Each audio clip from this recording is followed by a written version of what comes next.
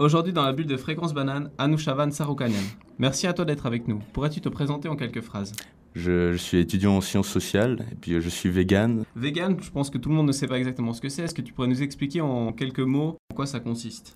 Les végans sont des personnes qui sont contre l'exploitation animale. Ils refusent par exemple la viande, les produits laitiers ou les œufs dans la consommation et aussi dans l'habillement par exemple le fait de refuser le cuir, la fourrure ou bien la laine, tout ce qui est issu en fait de l'exploitation animale et tout ce qui considère les animaux comme une simple ressource.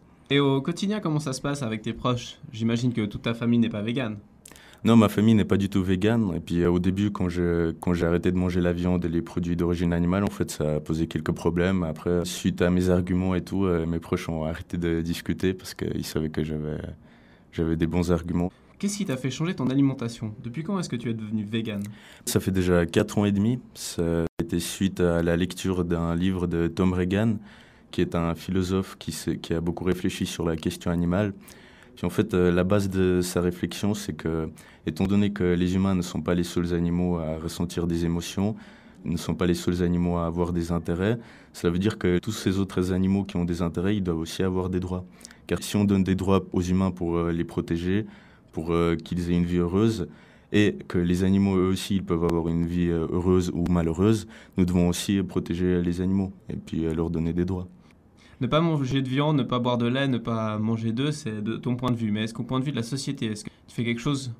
Je suis aussi engagé dans la société, dans une association qui s'appelle Los Animalistes. D'accord. Donc, Los Animalistes, c'est ton association. Est-ce que tu pourrais nous la présenter? Qu'est-ce que vous avez comme revendication? Est-ce qu'il y a beaucoup de membres? C'est une association qui est organisée par 20 membres. Et puis c'est organisé de manière anti-hiérarchique. On est tous au même niveau.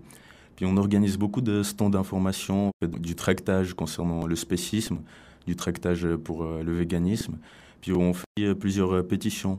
Par exemple, récemment, on a fait une pétition pour l'arrêt des expériences animales chez Philip Morris, qui testent leurs cigarettes en fait sur les animaux. Puis on a fait une pétition pour pas que ça se fasse aussi en Suisse, car Philip Morris ont un laboratoire à Neuchâtel. Ça, c'est pour le futur. Mais as-tu des exemples d'actions que vous avez déjà accomplies et qui ont été un succès pour vous? Il y a plusieurs actions, par exemple la campagne fourrure qu'on a eue l'année passée a eu beaucoup de succès. Et puis nous allons bientôt en fait avoir un label qu'on va déposer chez plusieurs magasins qui ont arrêté de vendre de la fourrure. Ce sera un petit label sur lequel c'est marqué sans fourrure qui sera collé sur les portes des magasins. Des campagnes comme par exemple celle des singes du Népal en fait, qui ont été capturés puis qu'on veut utiliser pour faire des expériences dessus. Je sais que tu as passé récemment à la TSR et à TVRL. Peux-tu me dire dans quel contexte et pourquoi? J'ai passé à la TVRL et puis aussi sur la TSR parce qu'il y avait une personne de Securitas qui avait essayé d'infiltrer notre association.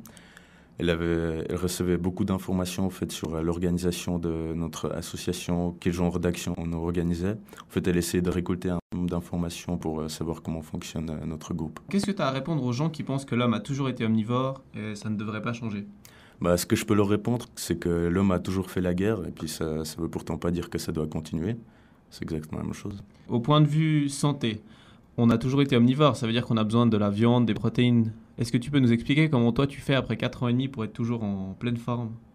Non, mais ça, c'est dans l'époque préhistorique qu'on était obligé de chasser les animaux pour survivre. Maintenant, les humains, ils savent cultiver de la nourriture, ils savent cultiver des céréales, du riz, des lentilles qui contiennent plein de protéines et puis ça pose pas de problème à ce niveau-là. D'ailleurs, il y avait plein de sportifs végétaliens, comme Carl Lewis, par exemple. C'est un athlète très connu, et puis ce qu'on sait moins, c'est qu'il était végétalien. C'est un peu une question piège, tu vas voir. Imaginons que tu sois égaré sur une île déserte, t'as rien à manger, est-ce que tu accepterais de manger de la viande? Ah, c'est un peu difficile comme question, vu que je suis pas dans la situation, mais si je réfléchis, en fait, si c'est pour des questions de survie, et puis c'est nécessaire à la survie, je pense que ce serait possible que je tue un animal.